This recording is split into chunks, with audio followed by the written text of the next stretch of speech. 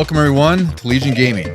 I'm your host Donnie, and as always, I'm joined by co-host Deucy. Hello everyone. Deucy, how are you on this fanciful Saturday afternoon? As always, it's almost a little bit of deja vu sometimes. Well, it's still just trying to stay cool because this past week has been a scorcher in spring. Are we in? We're barely. I think we're into spring. technically into spring. Yeah, it's been a little toasty, but not. I would say not too bad considering where I lived before, where it was worse. But it's still not great. It's all relative when your blood is used to a certain temperature and then it gets cranked up. It is, but we'll use that as a lead-in because today we're talking about a scorcher of a game from 1996, episode 83. It's Super Mario RPG on the Super Nintendo and Switch as well, because we're going to talk a little bit about the remake, but really this is focused about the original Super Nintendo game and its 30th anniversary that's really just hit in March for Japan, and then it's coming up in May for the US. So a pretty momentous year for Super Mario RPG. Yeah, I could not believe that when I read it. I was like, oh God, 30 years?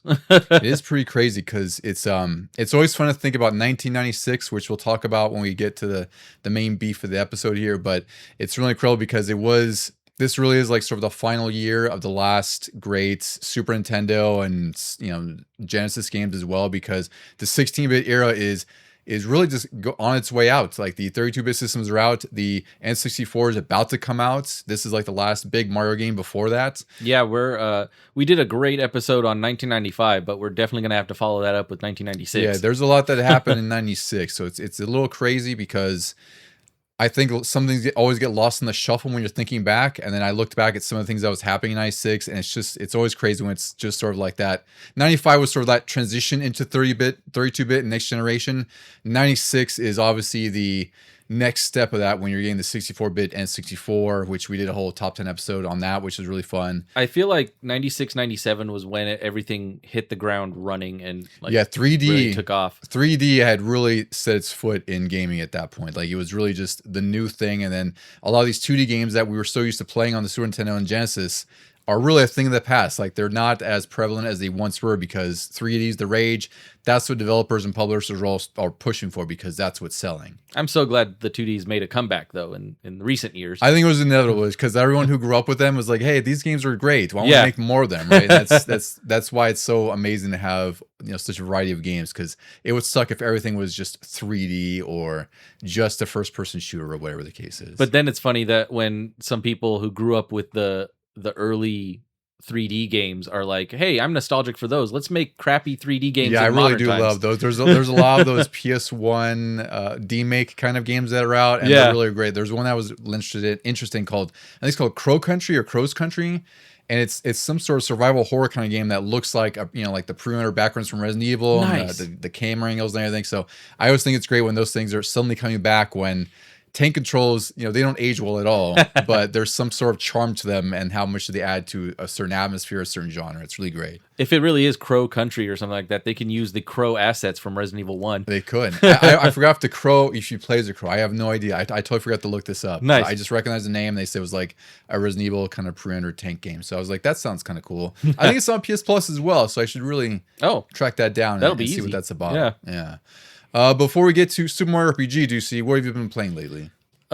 Two things, I think. Yeah, two things and two things only. For my handheld fix while I'm watching TV or something, I got into Formula Legends. You were looking forward to this one. I think you showed me it, and I had also seen the trailer for it, and it's just this cool little kind of arcadey racer Formula One, a history of Formula One. And you start in the 60s, and you have those types of cars, and you go up through the 70s, 80s, all the way to the early 2020s now. And each car races differently as they would have back then. The presentation is set to where there's going to be some film grain if you're racing in the 60s and 70s. I saw that. That's what I thought was really cool about that. Is always like when games try to recreate the era they came from, including the TV production, or how it was presented. And I always think that's sort of a great little gimmick. As I think it was like the NBA 2K games that were doing that. Yeah, that's a fun one too. And these are even they take it a step further because you have all the tracks not accurate to real life because they don't have the F1 license in this game, but they have the tracks where you're going to hit some of the famous turns from these famous tracks, and they are kind of era specific. So like in the 60s and 70s, there's very little safety equipment, and you're a lot of times just racing around like hay bales and wooden fences. And then when you get up into the 2000s and stuff, you start to see the modern guardrails and the little rumble strips and all of that stuff. It's just been a really fun time. It's really like sucked me in when I've had all these other Switch games to play, but I can get a race done, maybe 2 races done in the time it takes me to watch like an old episode of something, a half-hour episode. So I'm already into like the late 70s. Like they broke up the 70s and 80s and I think the 90s into 3 parts because F1 was constantly changing every few years, and they even did it again this year in 2026. So yeah, it's been a lot of fun. And I even like at first I just bought the game, and then I was like, who am I kidding? I got all the DLC for it too. Of course. Yeah. And then I also got into and finished, since we last spoke, Resident Evil 9 Requiem. Yes, about time, Deucy. And your time was it made me laugh because I was curious how long it would be. Yeah. And I was like, wow, your time was almost as long as Vito and mine's combined, because Vito and I landed around 11 hours. I was like 10:57. I think he was, I don't know, I think it's 11:03, something like that. And then you're like, oh, I did it in 18 and a half. I was like, wow, you must be counting the spokes on the wheels in Raccoon City or something. Well, like I was very thorough, I thought. And upon watching some of the Let's Plays on YouTube and stuff, I was definitely more thorough than those guys. So I only missed 3 documents and 4 raccoons. I was also having a hard time with the Grace sections because it was very classic Resident Evil. And so I would sit there looking at the map a long time going, how am I going to plot this course and avoid as many zombies as possible? I was doing that too. Yeah. And I thought I was pretty thorough too, because I ended up missing 10 documents and I think 7 raccoons. And then I was like, well, because what happens is, and this is something that it sucks, where it's like, I don't have an item or like a key for something. So I'm like, okay, maybe it's further in the game, I have to come back. And I hit a point where it's like, I can't go back. I'm like, well, yeah, that I know that one document's gone, this one save's gone. So that's what I was like, I'll just go through on another playthrough, which I did start in Classic, but I was like, it sucks when that happens, because it's like, I know there's a solution to it, and then I somehow still miss the solution despite trying to be thorough and making sure I get to it. Yeah, I did that maybe once or twice where I was like, at the last second, I looked over to my left. I'm like, oh, I didn't even explore over there. Yeah. And now I can't get over there. But I immediately restarted it. I did the same thing with the Resident Evil 4 remake, but this game was so good that I was like, I have to start again. And this time I bumped it up to standard, and I'm going through it a lot quicker. Yeah, because you know where everything is. Plus, this game, like we kind of joked about it, but it is sort of a Metroidvania in some sense, which is kind of how the original games were too, especially Grace's sections, where you might have 3 items to collect, and then you kind of have to go back and forth. But it works so well because now I was really familiar with the maps by the end of it. It's like I knew kind of where to go without really looking at it, and like you would do is like I would plot my where I'm going to go, and I know where enemies are and try to avoid them, right, if I need to. So it worked really, really well. I think they did an amazing job with this. Yeah, I'm putting this up probably around number 2 on my top 10 list. Yeah, it's really, really good. Really good. I still hold Resident Evil 2 in the highest regard, because also this is very much a sequel to that one. Yeah, and that's also why I love it so much, is because I didn't want to spoil a lot for you, obviously. I purposely obviously said not much, except for I showed you the cool Easter egg of the Street Fighter Alpha and Saturn thing I found, which I love. I was like, this game is just even better. And Mega Man 8 and Mega Man 8, yeah. But it's great because there are locations you visit that just, as I always say, play the nostalgia fill just to a ridiculous degree, and they got all the hits in this one. I mean, I know a lot of people out there, this isn't a spoiler, but you go back to the police department and they play the music. I mean, it's all based on the Resident Evil 2 remake, but they play the music from the original game. Yeah. In sort of a remix, a haunted remix version. I'm like, this is amazing. I just stood in the main lobby area for a little bit. That's probably what raised my time up. And what's also incredible about that too, because this is obviously in the story, it's like it's about 30 years after Raccoon City was basically just obliterated and thrown, destroyed off the map. So that's what makes this even more great, is like, even though everything's destroyed, it looks like a post-apocalyptic wasteland, you still recognize landmarks. You find like the semi that was toppled over in the beginning of the game, right? And then everything in the Raccoon City Police Department, it may be decrepit, dusted off, destroyed. You're like, I remember exactly what that is. This window that's coming through here, like you see a remnant of like when you first find the liquor, like Yeah. like it shows the body of that initial skeleton cop. is still there. It's incredible. It's just all the small things where if you're someone who's never played the original or even the remake Resident Evil 2, it's just great atmosphere and environmental storytelling. But for people like us who've been with the series forever, that really is just sort of that extra level of familiarity where it's like, man, they really made this game really special. This would be cool if it inspired, like Resident Evil 2 on PlayStation 1 inspired me to go back and play the first one because they reference it so much in like little files and things like that. And you're like, hey, I want to know what they're talking about, what happened. And this would be kind of the same way. If this is the first one you're playing and you go into the police department, you're like, huh, I wonder what happened here. That's true. Yeah, it's like if you haven't played Resident Evil 2, that is the greatest reason to go back to it because that remake is also just freaking excellent too. Yeah. All right. You know what, Deuce? Before I get to what I've been playing, I'm gonna read off Nick's list because we did our top 10 16-bit episode, or excuse me, top 10 16-bit games ever with our friends Mike and Randy in our last episode. And Nick sent in a list that I totally forgot to read at the top, even though I made a note of it. But I'll get to his list before I get to what I've been playing. So, he put it in before our episode, and we. Yeah, well, he put it in. He sent it to me right after, but I meant to read this off like at the beginning of this one, right? Yeah. But I was thinking about Scorchers and whatever else. So, Nick, thank you for sending your list. He has this in no particular order. I think there's like 10 here or something like that. Yeah. So the first one, DKC Trilogy. I think it's fair that sense. I think it's fair that he didn't exactly call out one specific one like we did, which is DKC 1. But the Donkey Kong Country Trilogy, just stellar Super Nintendo games. Chrono Trigger, Earthbound, Sonic 2, Contra Hardcore on the Genesis. Another fun one here, Quackshot. That was a good addition to his list. Yeah, I've recently found out how fun that one is. It's a great one. Yeah. Mega Man X, Final Fantasy 4 and 6 on Super Nintendo, Super Castlevania, and Mario All-Stars. So a very good list overall, I would say. I almost thought to put Mario All-Stars, but I had a lot of Mario games on my list. Yeah, you did. Well, we all kind of did anyway. Like that's kind of like why we got into gaming to begin with. But yeah, it makes sense. But like Mario All-Stars is kind of cheating because Mario 3 was my number 1 NES, and it's right there again. Yeah, and even better. Yeah. So Nick, thank you once again for seeing your list. Thank you. It's always fun seeing your list come through because your tastes are somewhat similar to ours, but it's fun because you get to do cheating things like add the whole DKC trilogy on there. It was a good mix of Genesis and Super. Like that's true. Yeah, it is a good mix of the two. Yeah, and you also had a few that I had on my list as well. Yeah. All right, so for I've been playing, let's see. I think it was the last episode, you talked about Under the Island, that game that was heavily inspired by Zelda. I finished that. I was a little surprised at how short it was, and I don't mean it was like super short. I think the clock said it was like 7.5 hours in, which isn't bad. It's pretty.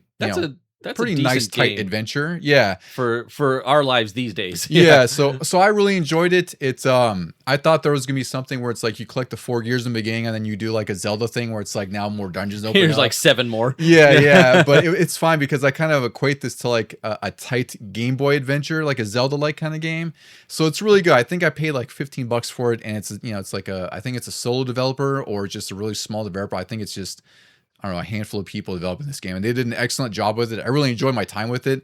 There is a lot of hidden stuff that I haven't found, and it was the same thing where I couldn't pass it. So I was like, well, do I just have to get tools later? And go back. I was like, oh, the game's over. So I guess I have everything. I can't go back. Yeah. My one criticism, though, I will say is that I don't like that there's so many P-cross puzzles to advance in some areas. But really? Yeah, it's really weird. So it's like you have a shovel and... Oh, man, I love P-cross. I know, you probably would like it, yeah. But I thought it was just a few too many to progress in some of the later dungeons. Like, I was just like, this is getting kind of annoying because I'm not very good at P-cross. I just never played it much. So for me, it was just almost like a slog to get through, especially when it just eats up more time than anything else. That's like my only big criticism, I guess, of the whole thing. But really great adventure otherwise. If you want like a Zelda-like, this is the way to go because it's really inexpensive. It's an indie developer and it looks amazing on the Switch.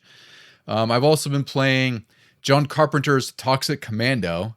Oh, yeah, I saw that advertised on PlayStation or something. This was announced a while ago and I wasn't too keen on it. Like, it just looked not great, right? Because it's the developer is actually a really good developer. It's World War Z and the Warhammer Space Marine 2, which I really love Space Marine 2. So they all, these developers specialize in like these crazy hordes of enemies coming through, and it's almost like a power fantasy in that respect.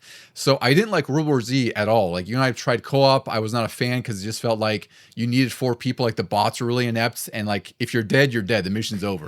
That just recently got a big crossover with Walking Dead. It did, and I tried it again. I tried it solo. I was like, yep, I still don't like this. But John Carpenter's Toxic Commando is the opposite, because it's what I wish I enjoyed about what I wish World War Z was to me. Because John Carpenter, he's one of my favorite directors as well, like The Thing, They Live, Big Trouble in Little China, just a whole slew of movies that I've just grown up with and loved. And he had some hand in the story. The story is kind of basic, right? It's just like there's a zombie outbreak, some sludge turns people into zombies. The scientist is trying to have some cure for this, or some way to like some EMP thing to get rid of them. And he hires these 4 classes, as they're called, to basically do his bidding and go find supplies he needs and that kind of thing. It's really just secondary to everything else that's happening, because the meat of the game is obviously just hordes of zombies, defenses, and all the maps, all the missions are like these big overworld maps. Like, they're not too gigantic, but they're pretty sizable to where, you go collect gears to find, or salvage gears, so you could set up defenses for like a horde point, or a point where you have to defend for 2 minutes. You might find like extra collectibles, just go about with your team. One of your team members can repair cars quicker, and your other one's a medic. So it has like this class-based kind of dynamic to it, which is really, really good, because the bots are really competent. Like, they'll actually revive you and defend you, and it's really fun co-op. I played with one of my buddies, and we were having a great time, because it's just insanity. Like, you have so much ammo to try to salvage, and you have so many defenses, and there's just like thousands of zombies, it feels like, just coming at you all at once. It's really wild. It's really a great time. It's a budget game. I think it's like $30 or $40, so it's worth checking out if it's on sale, if you're not too sure about it. But if you like just the Space Marine games or World War Z, you'll probably like this just the same. And the other one I got into quite a bit more than I expected was Marathon. Oh, yeah. This is Bungie's new game. It's an extraction shooter, which I'm always kind of hit or miss on. Like, sometimes they hook me, sometimes they don't. Like, Helldivers is probably the one that hooked me the most. Wasn't the original Marathon just a first-person shooter? Yeah, it was sort of like it was very much like Doom back in the day. That was like where Bungie started, was with the Marathon games. And the first instance I played that was when it was released on the 360 as Marathon Durandal. It was like, I don't know if you want to call it a port, or I don't know what it was technically was, a remaster of like one of the early Mac games. I think it was a remaster. It was something like that, right? Before remasters were like a common gimmick. Yeah. So this game, I think it is related to those games in some way. I'm not totally sure, because I'm not familiar with the story, but this has such a really awesome like neon sci-fi aesthetic that is just instantly drew me to it. Vito and I have been playing it, and it's one of those games that you have 25 minutes to basically loot, do objectives, and extract. And there's real people who can kill you. Like, it's a few squads, like, it's only a handful. But what's even more crazy are the enemies, which are just a bunch of robots that can kill you pretty quickly as well.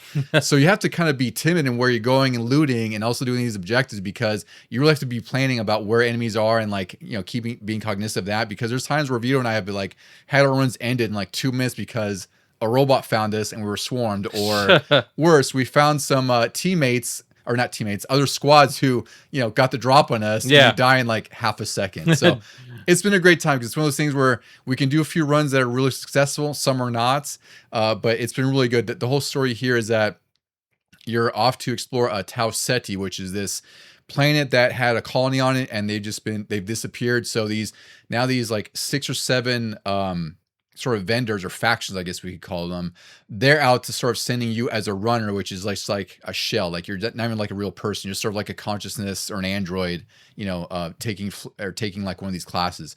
And they're trying to sort of take over Tau Ceti, while the UESC, which is the robots, they are sort of claiming ground there, and like they've sort of set up a stronghold where it's like they're defending their property, so to speak.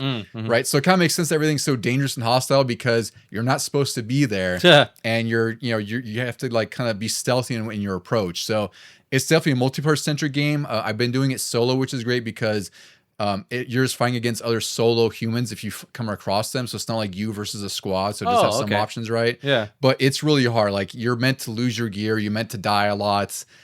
It's kind of hard to digest in the beginning, but I've been having a great time with it co-op. Like we've been playing quite a bit because we just get that sort of rush where it's like, all right, well, we got all this crap for this one run. Let's do it again and try to complete contracts. So it's got an interesting flow. I've been really enjoying it so far. I don't know how much I'll stick to it, but for now, it's been just a really good co-op experience.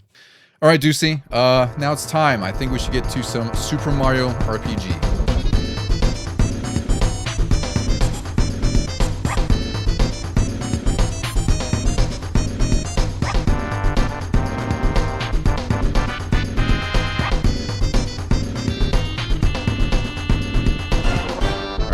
We're here. We're talking about one of our favorite Super Nintendo games that you got first, well before I did, and that's actually how I discovered it, was Super Mario RPG. Yeah, I actually remembered this. I was thinking about it the other day. I think I got this as sort of a gift for finishing the school year with like really high grades and everything, because it came out in May. That makes sense. I believe I rented it first, and I didn't need much more than the rental period to know that, I definitely want this. Because I know later that year was when I got like probably DKC 3 for Christmas. So. Yeah.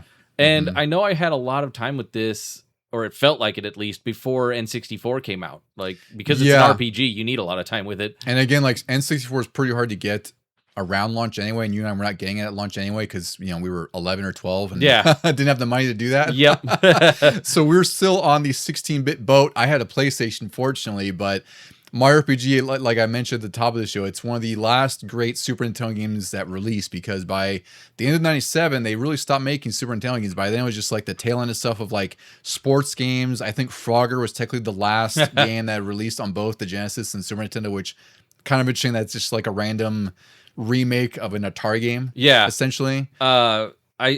I didn't even realize this was this close to the end of the life of the Super Nintendo because we didn't get the N64 right away, and I didn't get a PlayStation until even later. So to me, it was just another Super Nintendo game. Yeah, just a brand new game. Yeah, so it's got a lot of fun history we'll go through.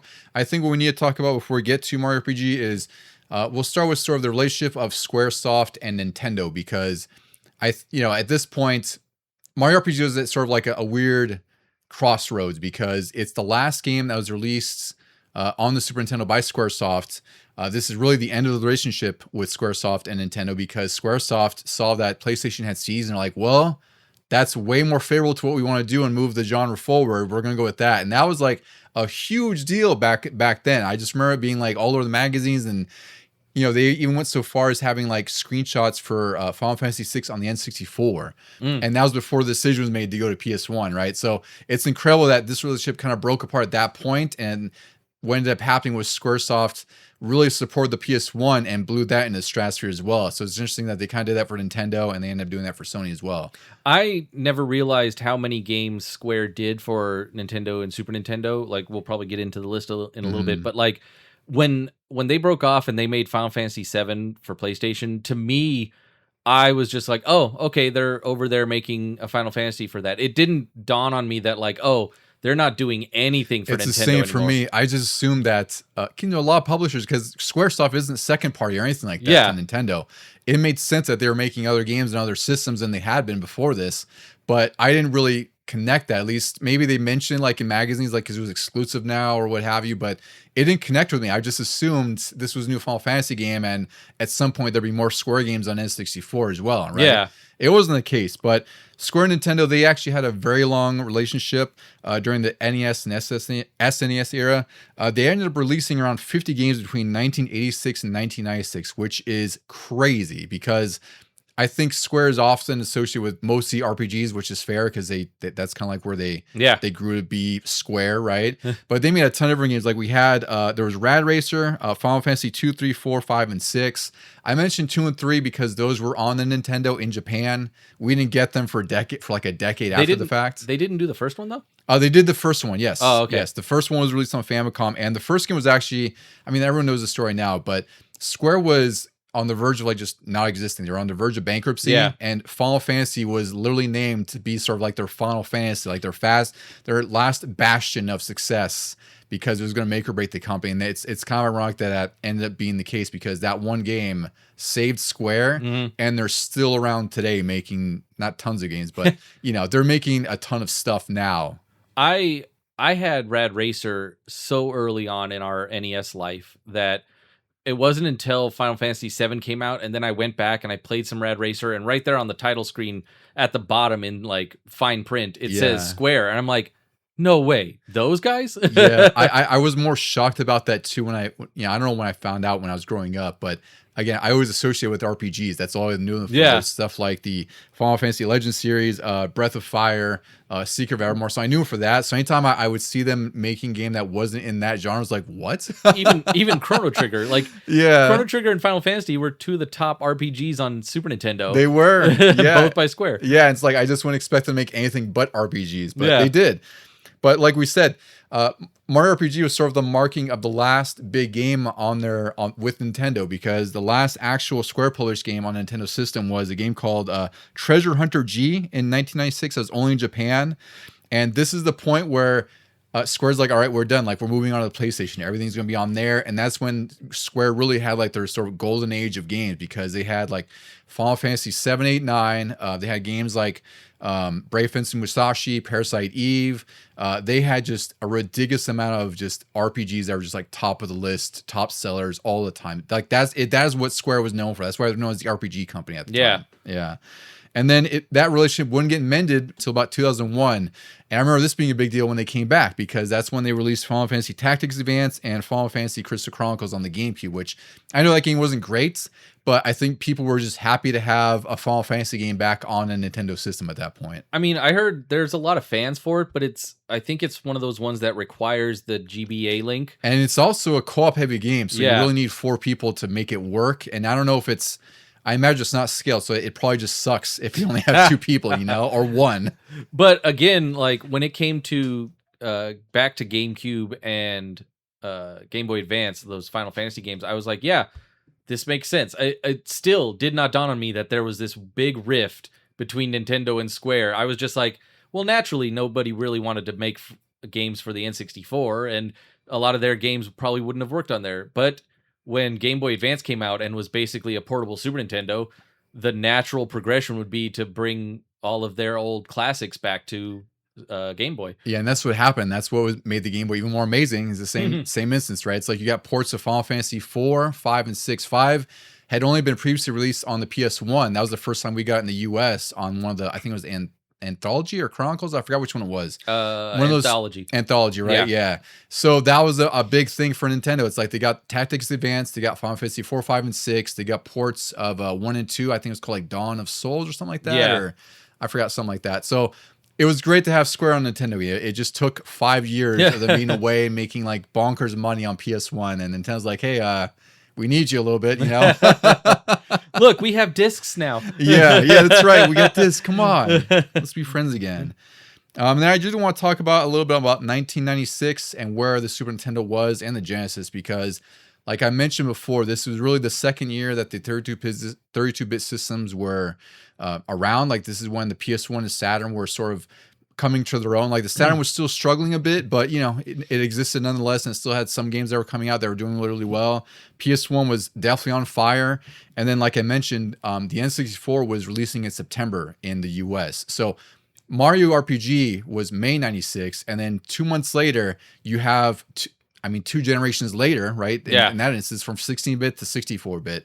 And you also have, by then, Super Mario 64 and all the games that came out there.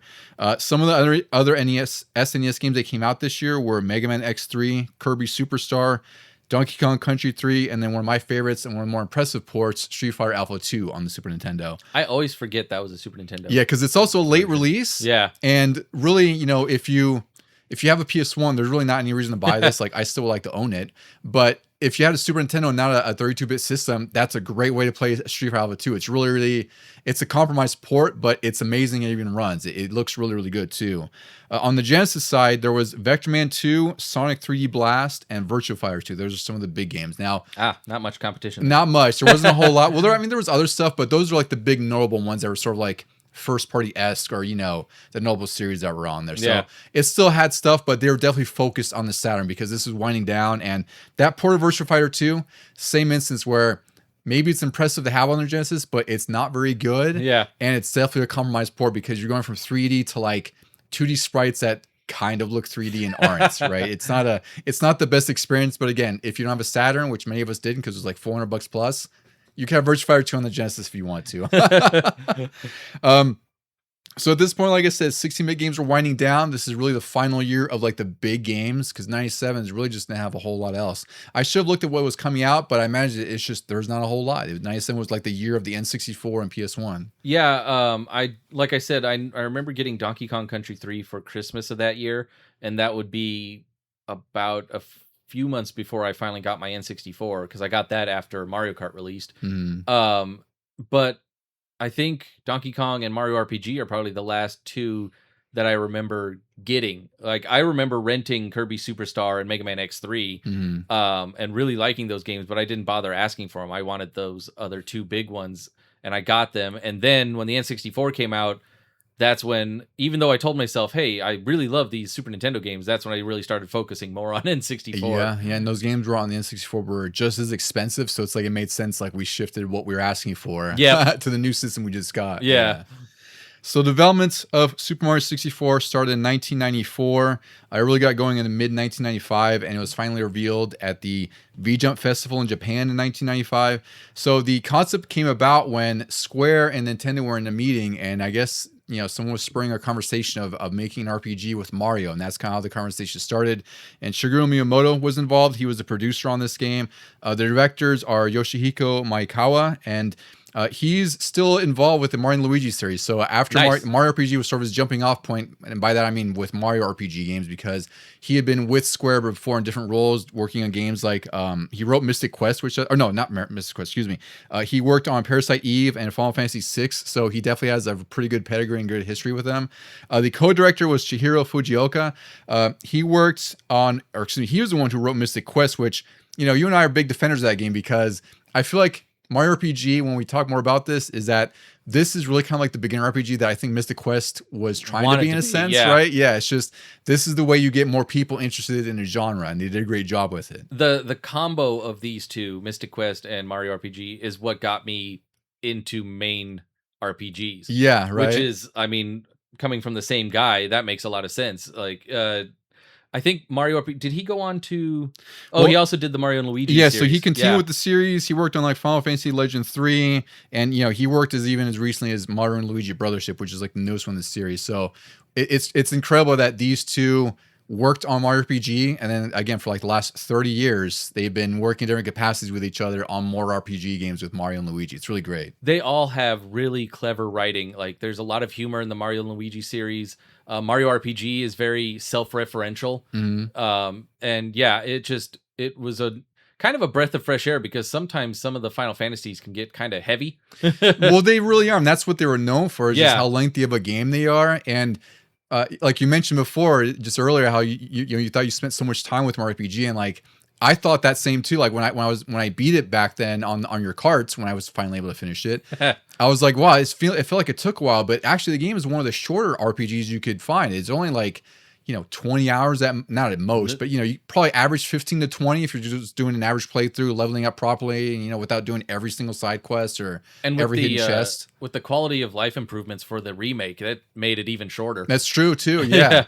But I think again, like that's why I was like, this kind of makes sense that he wrote Mystic Quest, and the intent here with Square's like they wanted to make an RPG that had a wider appeal outside Japan, because Japan they love RPGs, obviously, right? Like Dragon Quest is like a national holiday practically. Final Fantasy sells crazy there, and I imagine RPG sales weren't as big as they were because again, this is pre Final Fantasy VII, right? So they're still sort of like RPGs are that niche genre that a lot of kids like or a lot of adults like, but it's not like a Mario platform or something, right?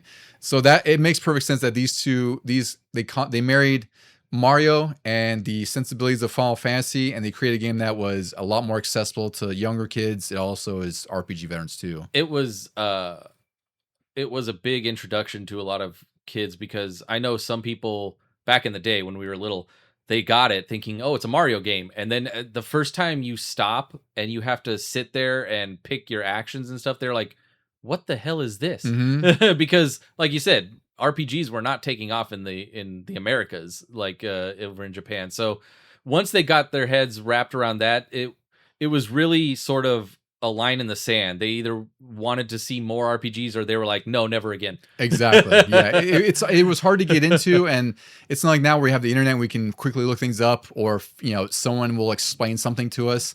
It was a hard, like I didn't even get into RPGs myself either until like this game and Final Fantasy VII, like a lot of people in our generation. Yeah. Right? So it makes perfect sense that this needed to have that wider appeal. And it obviously worked better than Mystic Quest did, because Mystic Quest, I think, just gets cropped on way too much. Like, it's so unfair about how people are just dismissive of it. Like, it's not a great RPG, but it doesn't need to be. It's just it's like your first beginner RPG. I mean, it really holds your hand and it's very linear, but the writing is good. It is like a RPG writing. Yeah. Like, it's an 8 out of 10 in my book for what it does and what it's trying to do. I did want to recognize the composer in this game, which I knew sounded familiar right away. Her name is Yoko Shimomura. If she does sound familiar to anyone listening, which may or may not, I don't know, it's because she's the composer for Street Fighter 2. So she made some of the most iconic music. Yeah. So she worked on this game. She rearranged a lot of Koji Kondo's Mario Brothers music, right? And that's one of my favorite things about this game when we talk about it is the music, the sound effects that they've sort of transmorgified into an RPG sense, right? Versus what we're used to. But she was the composer, and if you know her, she did Street Fighter 2, Breath of Fire, Final Fight, Kingdom Hearts. She's still doing some Mario and Luigi games.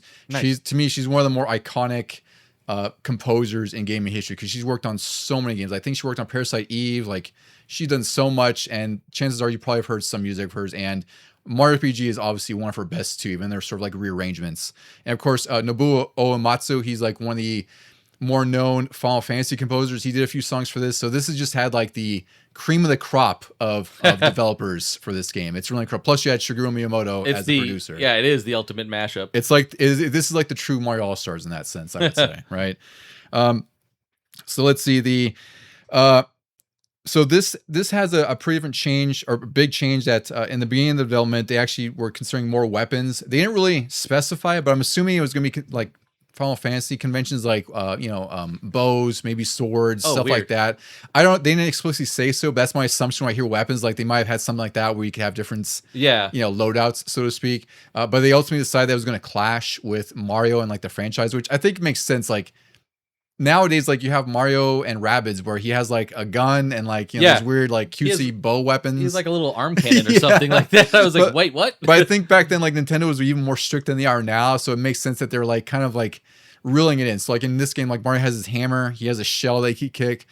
Bowser even has like a chain chomp, has like a flail kind of thing. The weirdest ones came from Princess, from Peach, because you didn't really see her fight much. So like, she would attack with a frying pan or a fan, like one of those, like a katana fan, like, and the other ones made sense. And then as far as like Mallow and Gino, the Square originals, you might say, you could go wild with those guys. I know, and that's what I love about them. They were able to go freeform with them because they weren't attached to like Mario lore or like grounded in Mario's sort of world, right? Yeah. So they could do whatever the hell they want with them, and they're also great characters. Mallow attacks with symbols. Yeah, and he like floats above his pants to cast spells. Oh, it's yeah, really great. That's the thing that immediately drew me to him, was just the ridiculousness of how that looked. Yeah.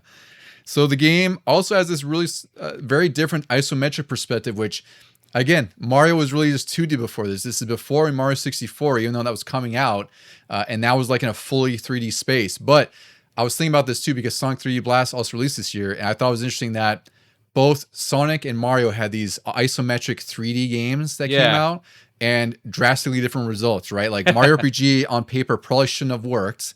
Sonic 3D Blast should have worked, and we got the opposite, where 3D Blast ended up being like a cool kind of showpiece, graphically, novelty, but it wasn't very fun to play.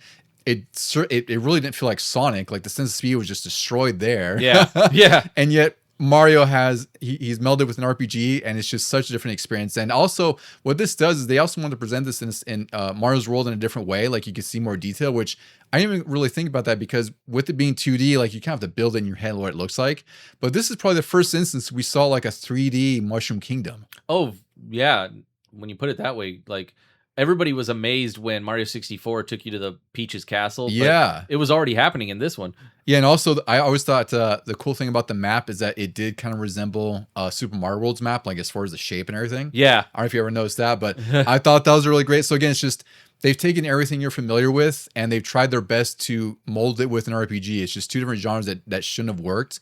And also what the team was trying to do is they're really trying to differentiate this from their typical Square RPG where it's turn-based. It's a lot more static. So it's like you're really just calling action more than anything else and seeing it play out.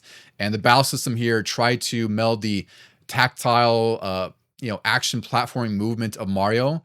And this is like to me, this is like one of the best twists on the RPG genre. And I wish more games would rip it off because anytime a game does do this, where it sort of has these timed hits, like Clair Obscure or like the Like a Dragon series, and there's what was the other one? Sea of Stars we were playing. I think it has similar gimmick, right? Yep. So anytime they have timed hits where it adds this sort of extra level of interactivity to an RPG and it makes it a little bit more fun to play because you're actively doing something or actively defending, it's really great. And we owe it all to like Mario RPG. This is like really the first instance they tried doing that. They briefly did it in Final Fantasy VIII, but with only the characters with the gun blades, you could time that That's true. shot. Yeah, but even that was well after this. Yeah, Mario RPG took it to the next level by doing it for every action you could do. Like, you can attack and get more power if you timed it. You could defend and maybe even get 0 damage if you timed it just right.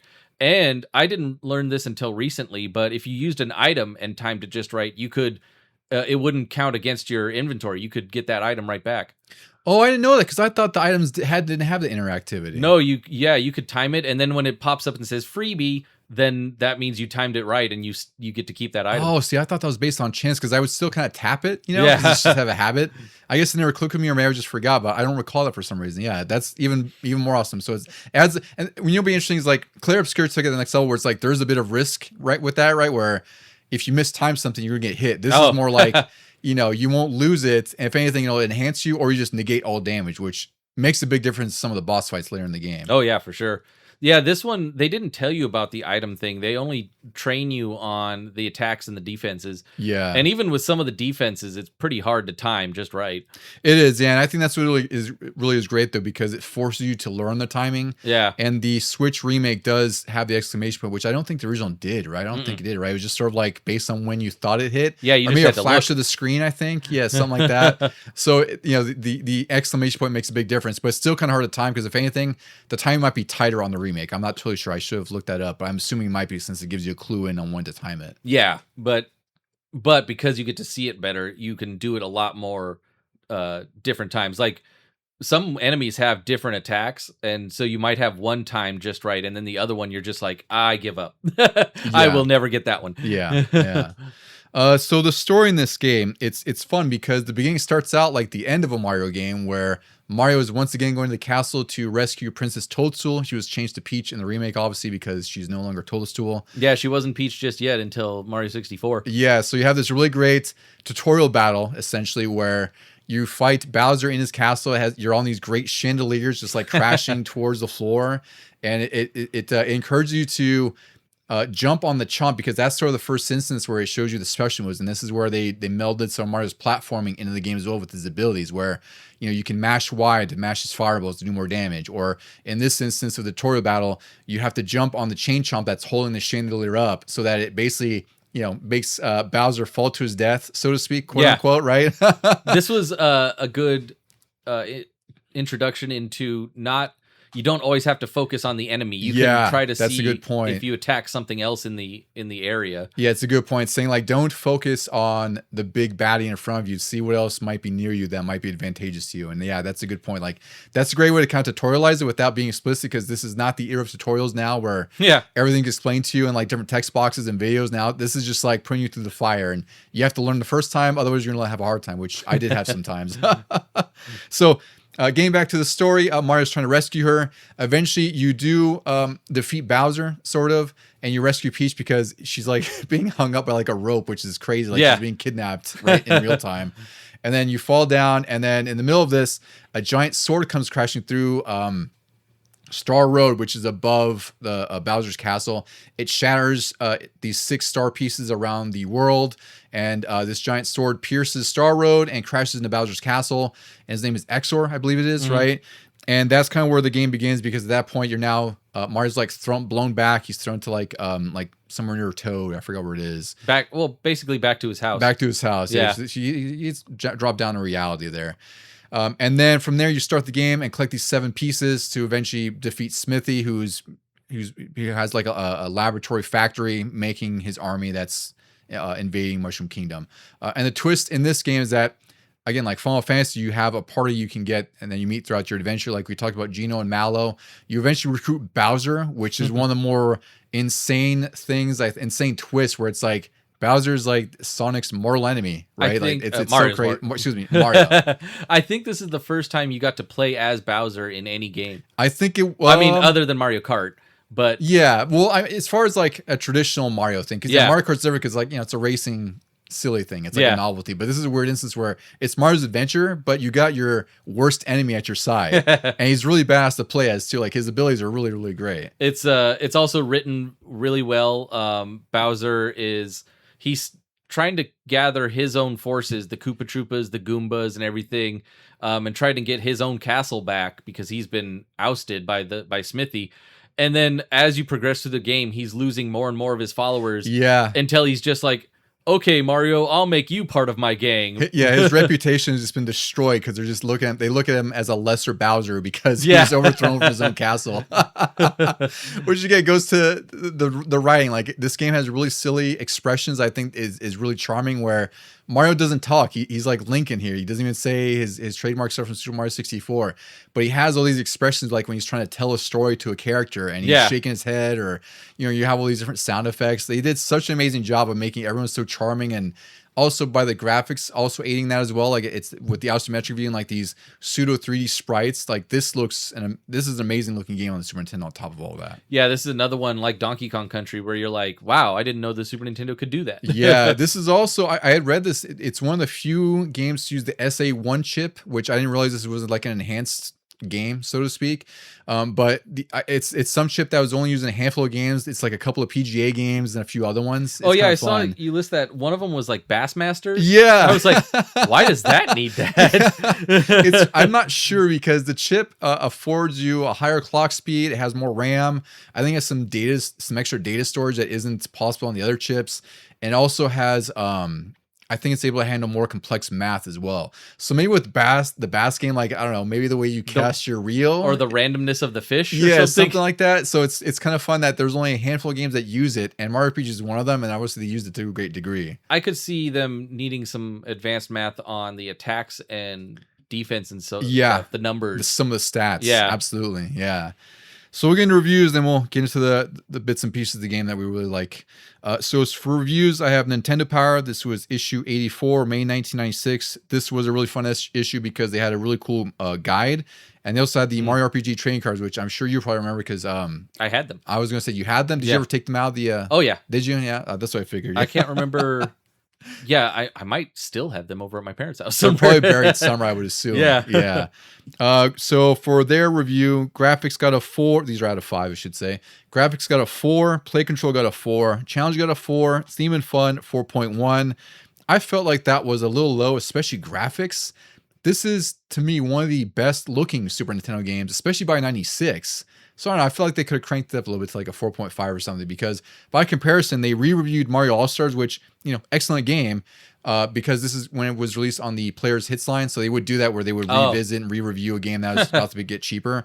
They gave graphics for Mario All-Stars 3.9, play control 4.2, challenge 4.4, theme and fun 4.1. And to me, like, it's kind of like apples and oranges, but Mario RPG is a brand new game, and it's a really, really great game. I'm kind of surprised that the review is just not middle of the road, but less than like Nintendo Stellar. That's like a high B+ or an A-. Yeah. But yeah, I don't get some of the other ones like Play Control. down at a 4, it should be. I mean, it's pretty basic RPG stuff. You walk around the towns, and then when you're fighting, you don't do anything. You just hit the buttons. So and the battle system is so well done that it does marry like the real time Mario elements with static JRPG stuff, right? So it's interesting that they weren't lukewarm, but they were just like, it's really good, not that great, I guess. We briefly touched on it, but everybody's magic attacks required something more than just saying, here, do the attack. Like you might have to rotate the stick or tap it multiple times or time the taps or something like that. Yeah. Or even like hold it up to charge and then let go. So there was more control in it than a typical RPG. Yeah, I was just a little bit surprised by their scores because even the review really had nothing negative to say. Like they had text. They said that Nintendo Square's partnership created a spectacular game that would appeal to a wider audience than traditional RPGs. And this is when they were just doing like the positive and negatives. Like they had one little bullet point for each.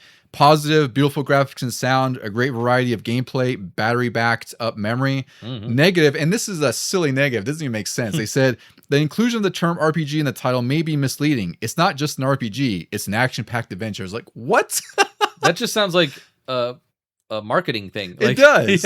Yeah, that's what you put on the box. It's really bizarre. It's an action-packed adventure. It's like, I want to know why you gave the scores you gave. Like I don't know what this RPG nonsense is. It's but really also, weird. It is just an RPG. Like, yeah, you literally stop and fight. Yeah, there's some action, but I wouldn't say action-packed. Yeah, it's a little weird. GamePro reviewed this, issue 92, May 1996. These are all out of 5. They gave graphics a 5, sound a 5, control a 5, fun factor 5.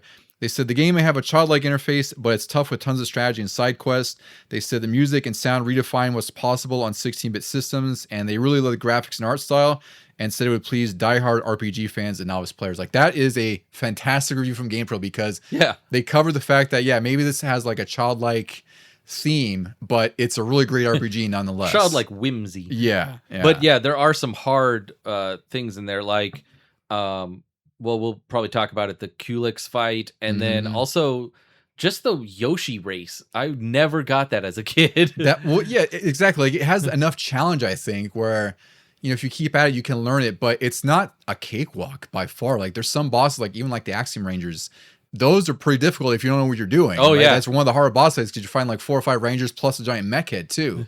So this is no cakewalk. I even had a hard time with Croco when I was playing this. Like, oh yeah, I was like, what am I doing wrong here? Yep. Right. And then once I got it, I was like, oh, I have to grind a little bit. And there were a lot of instances where this game taught me how to grind for levels. Yeah. So, and it's great because you don't have to grind too much. Like, you have to grind a little bit, but it's just enough to where it's like, you just need to get a couple levels, and it's not a cakewalk, but it's way easier than it was, half an hour ago.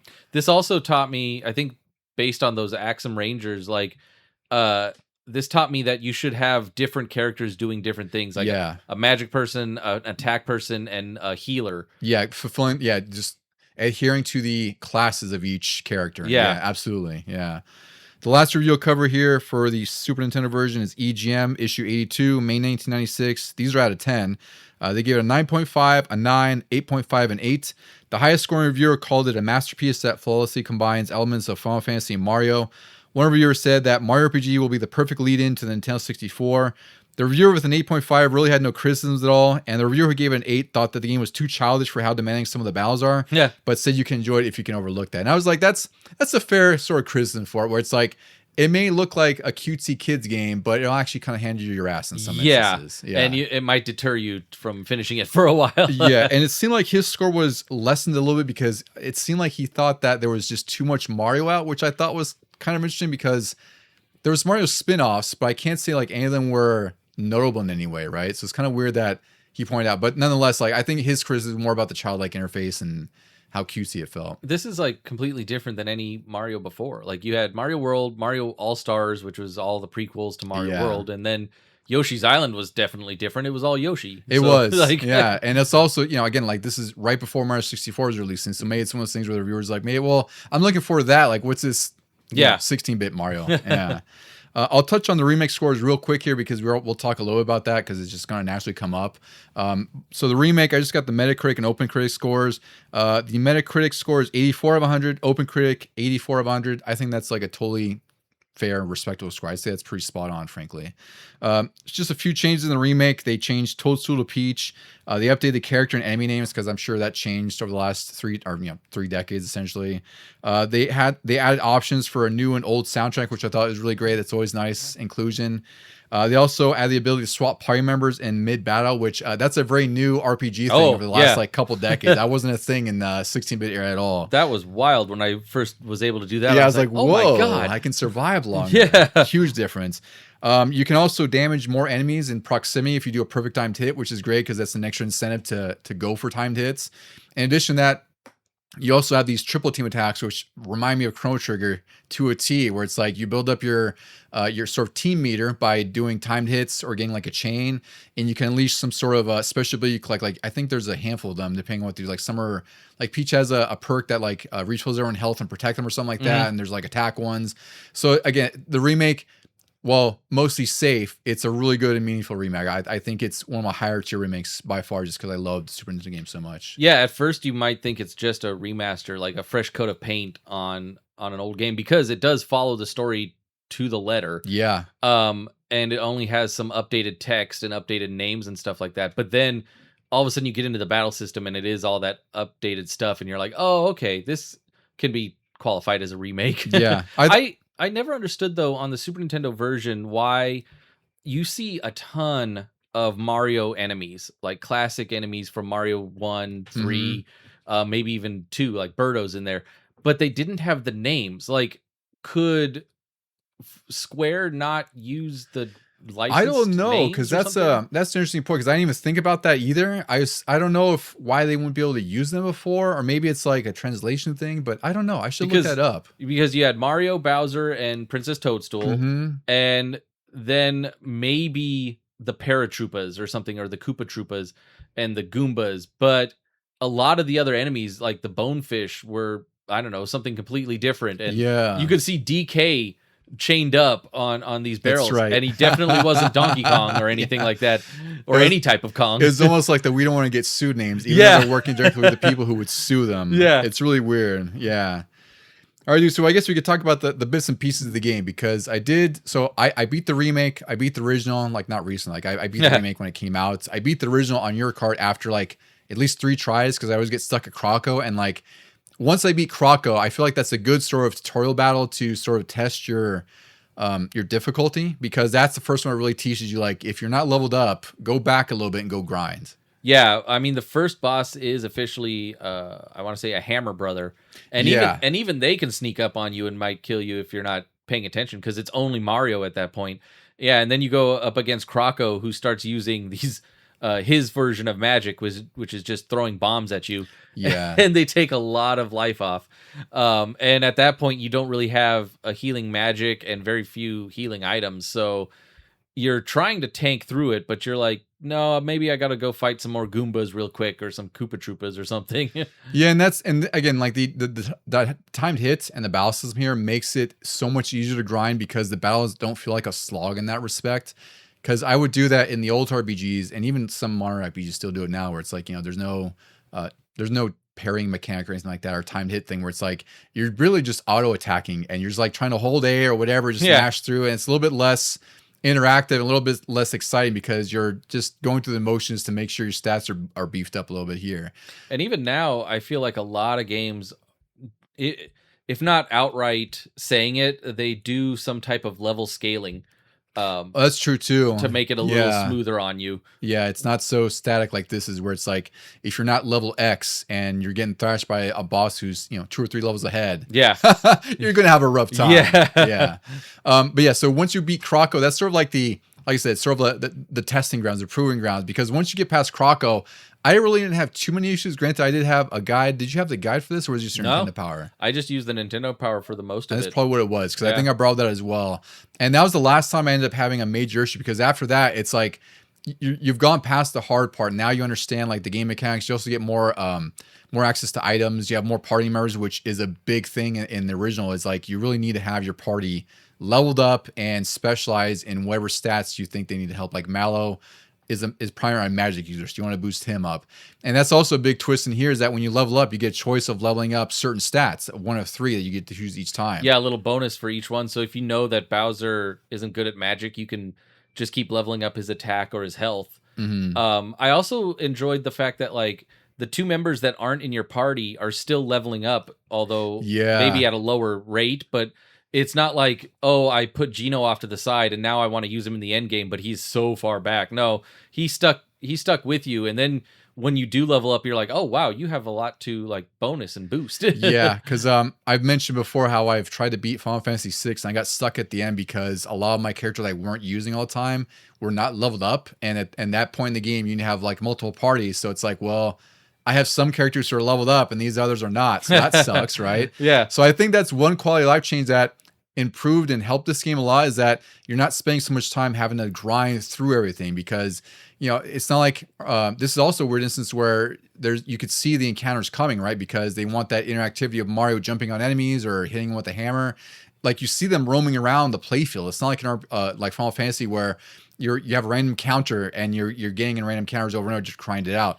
And here you have to kind of go back and forth if you want them to spawn, which would really suck if you're trying to level up characters you're not using. I don't know if they did this in this one, but I know in the later ones, if you attack first, you get the bonus first attack in the fight. Yeah.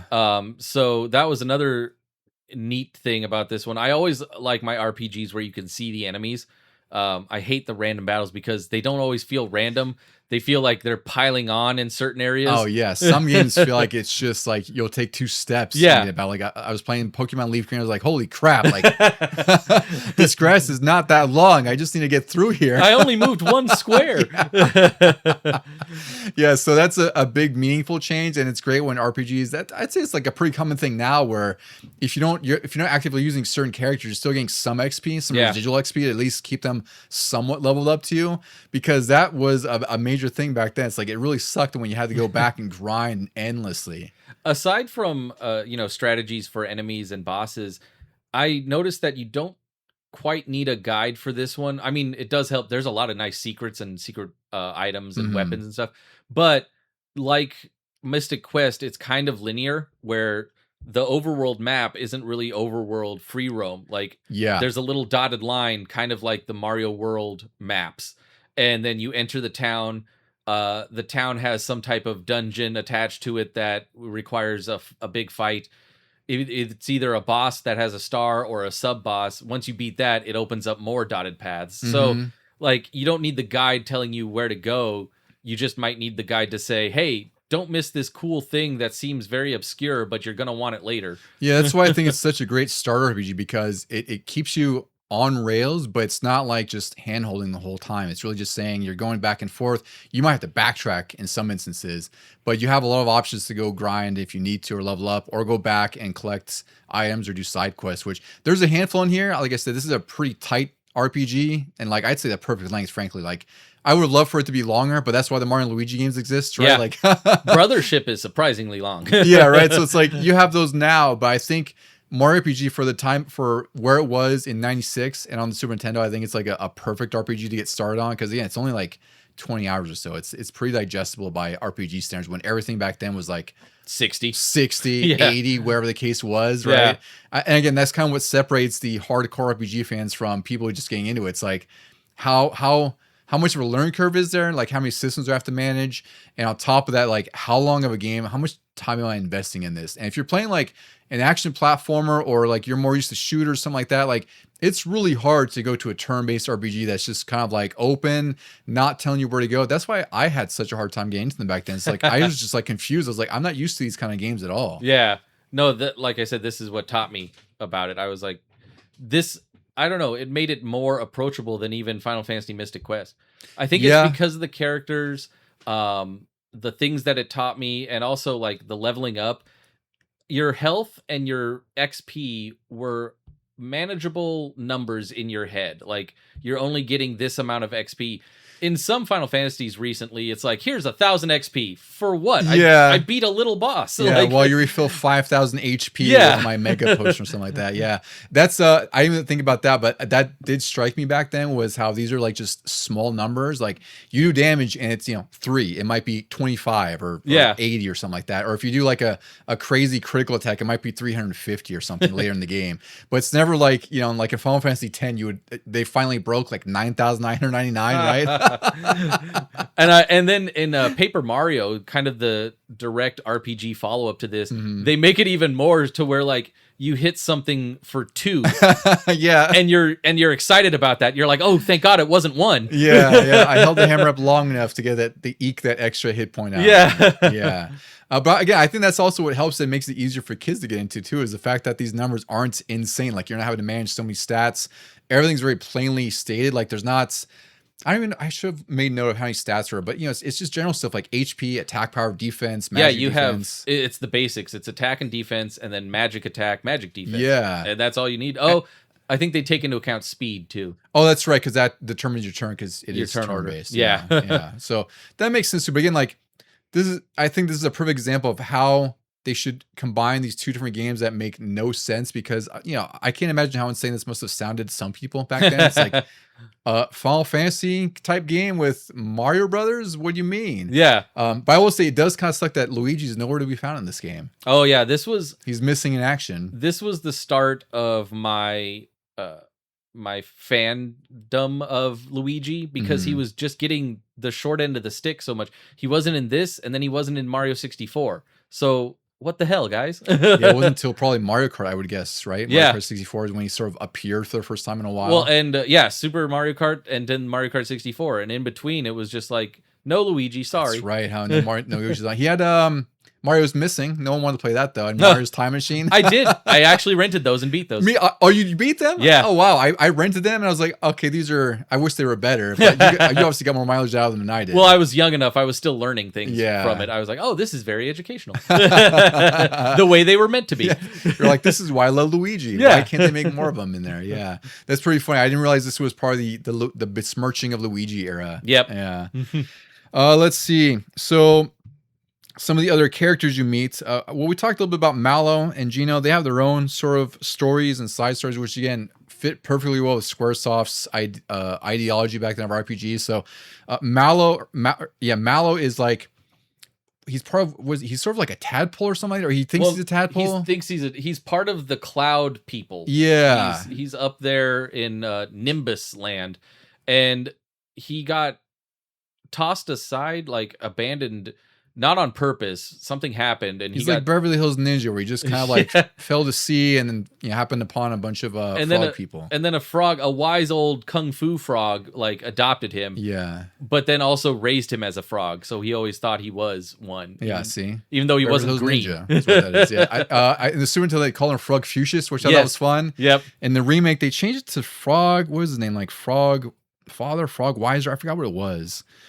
But it's weird. I actually like Frog Fuchsius. Maybe they thought it was like oddly offensive to call him Frog Fuchsius or something. Did people forget who Confucius was? I don't know. They were confused. I don't know. It doesn't make sense. And then Gino, he's like one of the weird characters. He's a doll or like a marionette kind of character. Mm-hmm. And his mission is to confront Smithy and repair Star Row, which is kind of the same thing Mario's doing essentially, because he has to rescue Princess Peach, which he eventually gets, and he has to stop Smithy from unleashing his army on the Mushroom Kingdom. Yeah, Gino is just like a star spirit from Star Road. Yeah. And then he had to take over some type of body.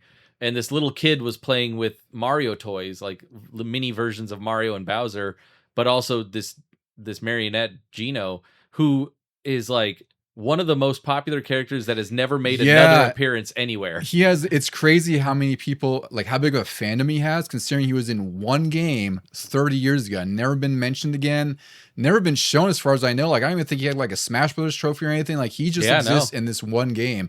And technically Mallow has too. Like Mallow has been mentioned, but it's really weird that Gino got the fandom, and Mallow I'm sure has some diehards, but it's like I'm always hearing Gino. Like I remember when Smash was announcing characters like Gino's next. It's like, wow, like it's crazy how much they're clamoring for him. does Square probably own the rights to like Mallow and Gino because they were original characters? Maybe, yeah. So, well, again, though, they're working with Cloud and Sephiroth, so it's like they Yeah. could have made it happen. Yeah. Like you gave away Final Fantasy VII characters, you couldn't give Mario RPG characters, you know? I think Gino became more popular because Mallow was kind of like a little crybaby. Yeah, he's a little. He has like a more kid-like mentality. But he can be one of the strongest magic users. I loved using him. Yeah. He was one more. Plus, all of his attacks, and again, like in the both remake and Super Nintendo version, his attacks look just badass. Like that is signature Square with all the screen effects they're doing, like all the magical effects. And he has like a lot of magic attacks that hit multiple enemies. And in the later stage of the game, you end up facing like six enemies at a time. But Gino, like right off the bat, he can shoot bullets from his fingers, and then sometimes he removes his hand and just shoots bigger bullets. So yeah, everybody just loved the fact that he was like all projectiles all the time. He had like some crazy wispy, was it a star attack or something? That, yeah.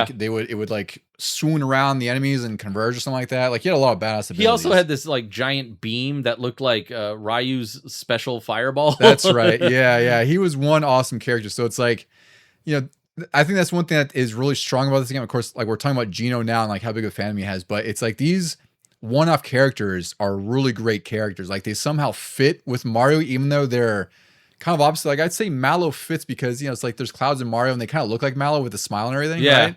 But Gino's just like a total offshoot of anything that's unlike Mario before, but he fits so freaking well in this game. And other characters, I think, have fandoms like Croco, you mentioned earlier. He's like this purple alligator with a top hat. He's kind of like Yoshi but evil. Wasn't this is the origins of Boshi, right? Isn't and there was the punk Yoshi. Yeah, with the sunglasses. There's also Booster, who basically was like a Wario stand-in. I guess they couldn't get Wario or something. Oh, I didn't know that. Yeah, like for some reason he looks very much like Wario and acts like him and stuff like that. And he's the one who, like, Peach ends up on his doorstep when they get flung from the castle, and now he's going to marry her, and Mario has to save her from him. But he was he's an enemy, but he's a big comic relief, and I know a lot of people are fans of his as well. Yeah, he's definitely one of the more memorable bosses. And then, of course, like I said, I think the most memorable ones for me, especially back then, because we were in the Power Rangers, were the Axum Rangers. Yes. And I remember you warning me about the boss fight too back then. Yeah. You're like, hey, I fought them, they're awesome, but just be careful because here's what you need to do. And they all have like a different elemental weakness. Yeah, you got to attack. I think it's Pink first because she heals. And they have an order constantly. Yeah. And that's one of the tougher boss fights. And then, this game just throws a lot of stuff at you. But like I said, you never feel really overwhelmed. You might feel challenged, but I think they balanced it right. And that's kind of one of the things that Miyamoto was talking about when I think it was an interview or something leading up to release, where he says like he wants to make a game that is challenging, but it's accessible, and also on top of like no one's really getting hurt necessarily, because like no one's dying necessarily, like they fade away. I think they say faint or something like that. They say faint, which is very Pokemon like. Yeah. Right. And there's also, I think it helps that they don't have weapons. Like they're really generalized, or not generalized, but they're really sort of like character specific weapons. Like one of the funny things for Peach is you could find a frying pan through like a little trading quest. Yeah. And it's like one of the more powerful weapons in the game. It might be her final weapon. It is.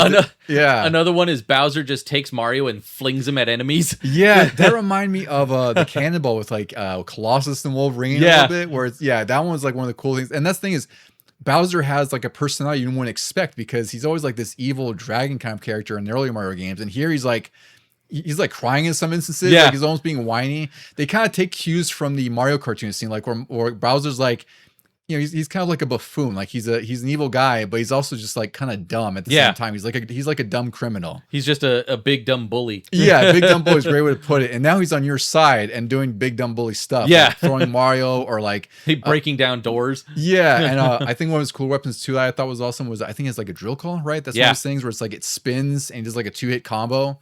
So it's just, I think that's one of the greatest things this game does. Like as you get through it, there's just more stuff that you discover and more surprises, because it's really hard to know what to expect when you're doing an RPG. And Mario RPG is like taking everything of Mario and like his platforming, and somehow makes it work in an RPG instance with like a weird 3D view, which I want to repeat, like that was never a thing back then. Like that was the first instance for me of like Mario being in a 3D space. Yeah. They do have a lot of mini games in this too. Like there's the one where you have to jump on the turtles to get up the mountain, and that's actually they added a time element to it so that you get a prize at the end, but it's also just to progress the game. Like you're supposed to climb this mountain. There's another area where there's the little donut platforms that were introduced in Mario 3 that when you stand on them too long, they fall. And in this one, they have it. And meanwhile, bullet bills are shooting at you. So Yeah. they have all these aspects from Mario games, but now they're just thrown in as a side thing. And it's like you said, really well done. It goes great with the music because the music is all Mario tunes that sound familiar and then have a new spin on them. And even these years later, if you start up the game, I immediately know where you're at based on the music. Yeah, I do want to. I mean, we talked about it before, but the music in here is like one of my favorite soundtracks of the 16-bit era, and then the remake is somehow even better. I don't want to say better soundtrack in general, but it's just even better because it's reimagined those tracks, and they sound just amazing. Like Yoko Shimomura's soundtrack is just freaking ridiculous in this game. It just sounds so good. It's like, I wouldn't say it's as recognizable as like the Street Fighter tunes for me, just because I've obviously played that so much, but it's damn near close. Like some of the music in here is really good. They're just those remixes of things we already knew, but they sound even better, and they sound really great on Super Nintendo too. Like it's really incredible what they've done with it. Yeah, I feel like if I heard one of the songs, I wouldn't remember exactly where in the game, like what part it would be, but I knew it would be from Mario RPG. They were that distinct from other RPGs at the time and other Mario games. Yeah, because I think here they sounded really clear, and they also had like multiple layers of sound. Like I'm sure that was probably due to the chip that they use in here, but the music just sounded a little bit more orchestral and like, I don't know, it just sounded like a higher quality than even some of the earlier 16-bit games. But again, that's the other side of it. It's like this is a late Super Nintendo game, so it's like they've done a lot with the system. They've learned a lot, and they just applied, like each game that they were making was just leveling up the last one, which is one big thing Square was doing back then. It's like every new game they're making was usually unique, different in some way, but also advancing the RPG in some way, whether it's the music, the sound effects, the graphical effects they were using, whatever the case was. Except they managed to do it with Mario now. Like they had Mario as a base, and they made like a truly incredible game with it. I think in the remake, wasn't Luigi finally sort of involved, like at the very beginning? You don't get to play as him, but I can't remember because I did play it last night, but I don't remember if I saw Luigi right away in there. But it's funny because Luigi isn't in this, but there are cameos of Samus and Link. Yeah, like Samus is sleeping in a bed in one of the inns or something like that. You're like, what?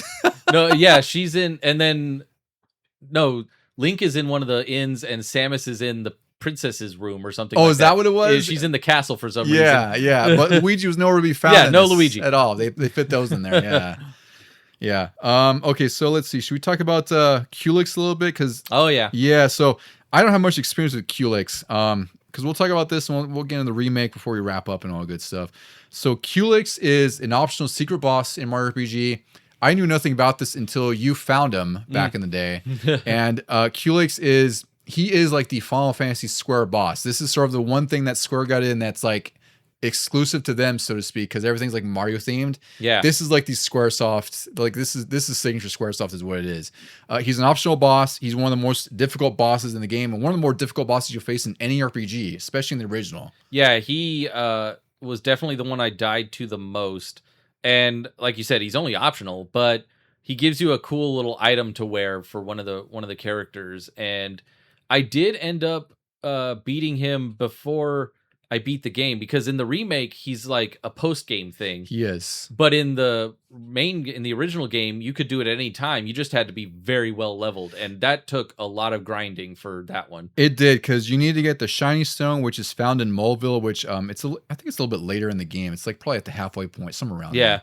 And you buy fireworks from there, and you trade to a mole girl in the same town for a shiny stone, and that shiny stone opens a door in, I think it's in Moleville, if I remember. No, it's Monster Town. Oh, Monstro Town, that's right. Yeah.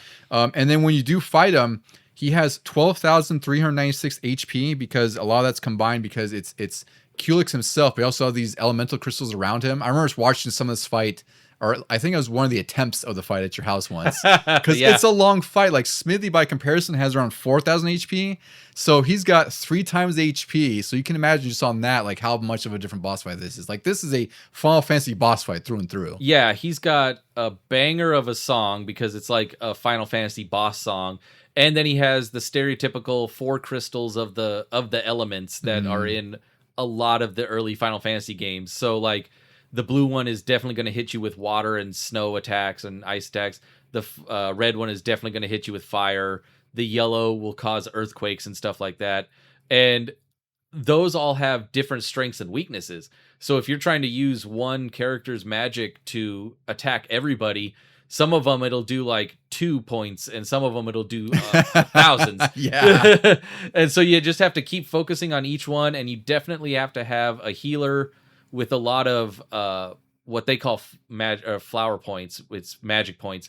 I don't think we covered that. Like the flower points are shared by everybody. Oh, yeah, we didn't mention that. Yeah, which is also kind of different. Rough. It is. Like that's when you definitely focus on one person using the magic while the other two just like beat things up. Yeah, and they do kind of mitigate it because you do find the I think it's the flower pots or something like that. I forgot what it is, but it increases your magic points by 1 because it is a bit of a challenge when you're all managing one pool. But that also kind of restricts you a little bit and forces you to be a little bit more strategic. And should I heal now, or should I use a magic attack, or should I have Mario?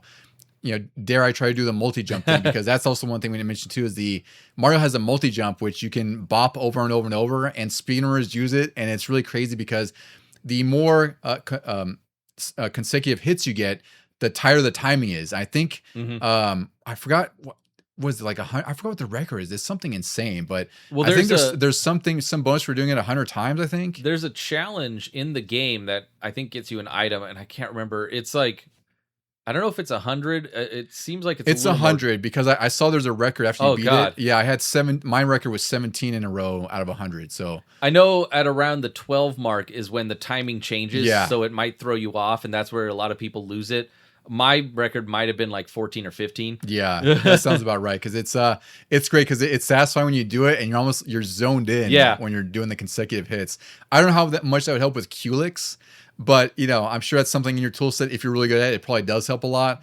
The remake does have, there's Culex 3D, and then there is a Culex 2D. I'm not sure how you access one or the other. I think you have to be Culex 2D or 3D to get to 2D. And I don't even know what item you get. I totally forgot to write that down. In Super Nintendo, it's like some type of scarf. Yeah. And it gives you a stat boost on like all of your stats at once. Okay. I don't know what it is in the remake because, like I said, it was a post-game thing. And I think I went and did it after I beat it. And I might have beaten him in 3D form, but I don't know if I did anything extra after that. The 2D form. Yeah. Yeah. So he exists. It's I always thought he's one of the cooler looking things in the game because he looks unlike anything in the game. Like he looks like a big old Final Fantasy sprite. I always thought he was a Final Fantasy boss from one of the many games I back did not then play. I thought because I didn't play. I know I didn't get anywhere far in 2 and 3. Yeah, or 4 and 6 as they were. I know I didn't get further them, so I assumed it was like sort of an Easter egg for that. But then I found it was like a totally original character. Oh yeah, but it's really cool because it's like it's just that extra touch that Square added in, where it's like this is largely a Nintendo and Mario thing, but we're getting a little bit of Square in there too. Yeah, let us spread our wings a little bit. Yeah. All right, Deucy. So let's talk a little bit about the remake before we wrap up, because we talked about the reviews and some of the changes, but I remember this was one of the games that we were hoping would get remade at some point, and then Nintendo just kind of dropped it out of nowhere, if I recall, and they're like, "Yeah, it's coming out in like 7 months," and we're like, "Oh, holy shit, that's pretty great." There were always a ton of rumors about it, and, and then nothing definitive until like the first trailer was very close to when it launched. Anyway, it was weird, but we were instantly excited. I remember because, it had been locked to the Super Nintendo for the longest time. I think it came out on the Wii Virtual Console. Yeah, it came out on the Virtual Console, the Wii Virtual Console, eventually the Wii U Virtual Console, and it was on the SNES Classic. But again, like, unless you have a Virtual Console or a Wii, you might have bought it back then. Those don't exist now. You can't get it to their stores. Yeah. And the SNES Classic, while you can still find it on the secondary market for like $100, $150, I don't know what it goes for now. That's it. Like, there's no other re-release. It's not on the Switch Online app or anything like that. So we were really just hoping at some point they would remake it, because the Super Nintendo one is still fully playable. Like, it plays great. Yeah. It's just you have limited ways to play it if you're not doing it on an emulator, right? So it makes sense that they eventually would do it on Switch, and it is one of my favorite remakes just because it may be one of the most faithful remakes, and that's for better and worse, right? Because sometimes you want to see them do a little bit more. Yeah. But at the same time, with a game like this, I'm like, no, like, it's fine that you stuck so close to the original, because I love the original so much. It made sense that you had these quality of life changes, you had these few enhancements, and it also looks gorgeous. Like, I was actually replaying it last night. I was like, wow, this looks even better than I remember 2 years ago, 3 years ago. I think what they did add was all the post-game stuff, because in the original, that really wasn't a thing. Your save file was always right before Smithy. Yes. You beat him, and then the credits rolled, and that was it. And now it was like, no, you can go back and do Culex, and you can do a number of other things. Yeah, you go back and find the side quests you might have missed, or the hidden chests that were all around. Yeah. Because that's another thing. I think there's like 40 of them, 46. I forget how many there are, but it's one of those things where, again, injecting some of the Mario gameplay into this, where you have the chests that are floating above you, and you've hit them, they might give you coins or might give you items. Yeah. There's hidden ones that are all about that give you the same thing, or they'll give you like more coins, like bigger boosts and stuff like that. And there were always hidden blocks in Mario and Mario 3 and all those. Yeah, exactly, right? So again, it's just I think this game's just really special because it just totally just celebrated Mario. it celebrated Mario, and it did it in a way that really should not have worked at all. Like, I'm always shocked about how well they integrate the RPG stuff into this game.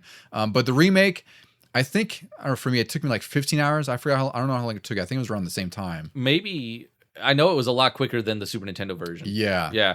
Because I was done with it in about a couple weeks total.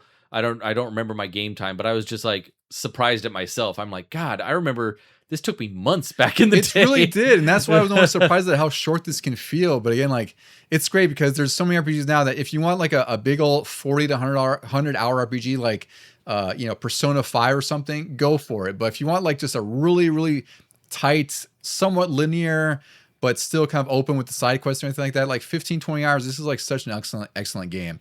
Isn't Thousand Year Door pretty long?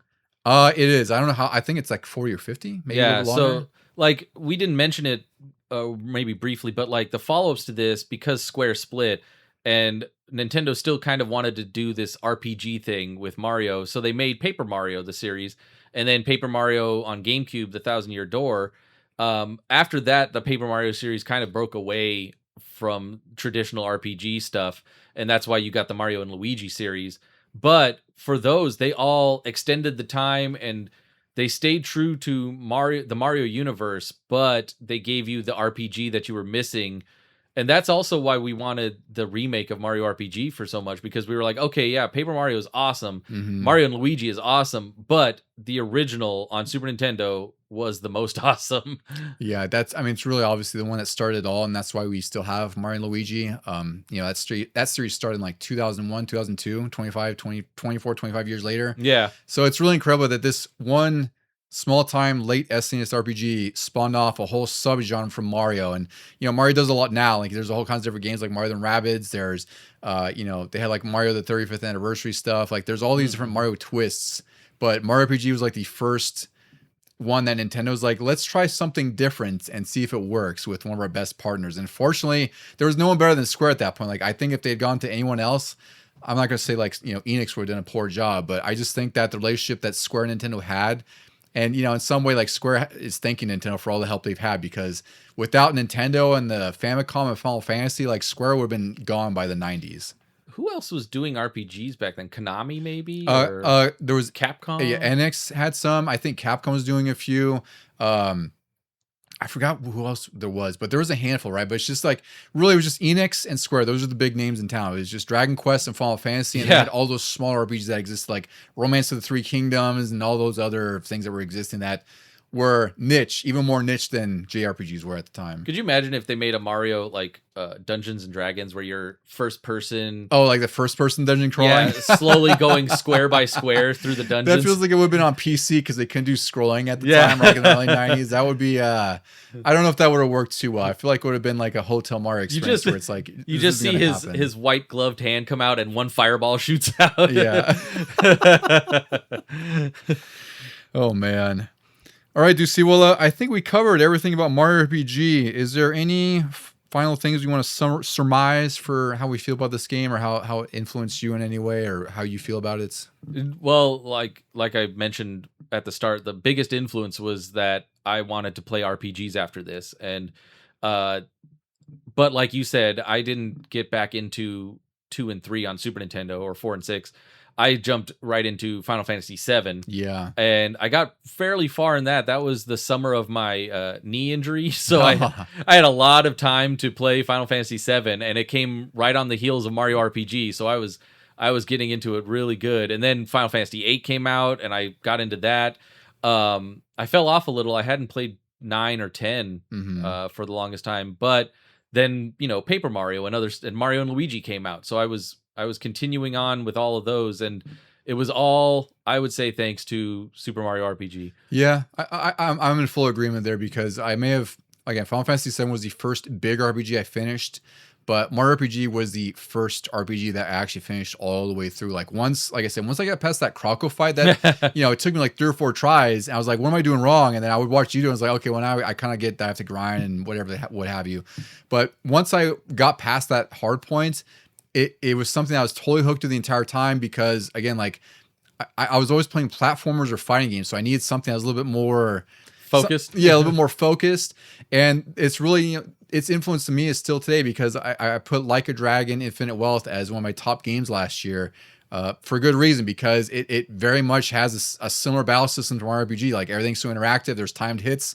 There's mashing for certain things, and that is by far one of my favorite things about any RPG. And the same with Clair Obscur 33. Right, it's the same idea where they've ramped it up to 11. Like now there's parrying, there's jumps, it's an action game mixed with an RPG, and to me, it feels like what Mario RPG was trying to do back then. Like it's just as successful, but it did its own thing at this point. I think even Mario and Luigi is starting to introduce not quite parrying, but like if a enemy comes to attack you, you can maybe jump, and if you time it right, you either dodge it completely and don't get any hit points, or you can land on it and hit it. Oh, that's freaking cool. And yeah. then it is kind of a parry because now you've injured it on its way back. It's an instant counterattack. Yeah. Yeah, that's really cool. Yeah. So again, so it's just this weird experiment, as I'll call it, because I don't know if they thought it would have worked. Like I know that they were probably confident once it was finished. Like, yeah, this is a great game.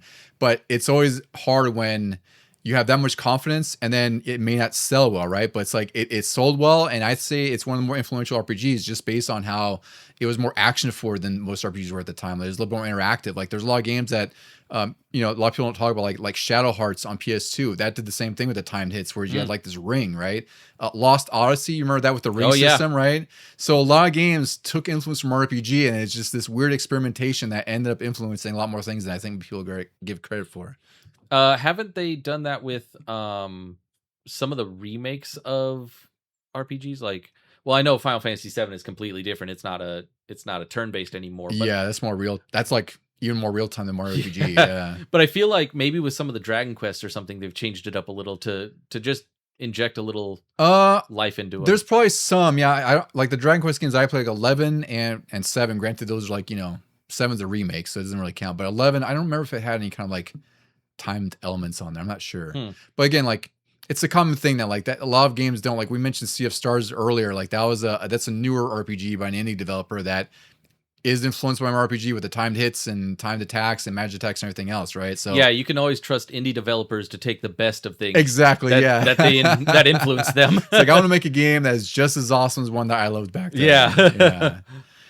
All right, friends. Well, if you have any bits and pieces about Super Mario RPG, or just want to talk to us about any other games, or episode ideas, anything else, you can reach out to us by email at LegionGamingPod@gmail.com, and you can also find us on Instagram at LegionGamingPodcast. Deucy, any final words for our friends who are going back to the Mushroom Kingdom? Press start to continue.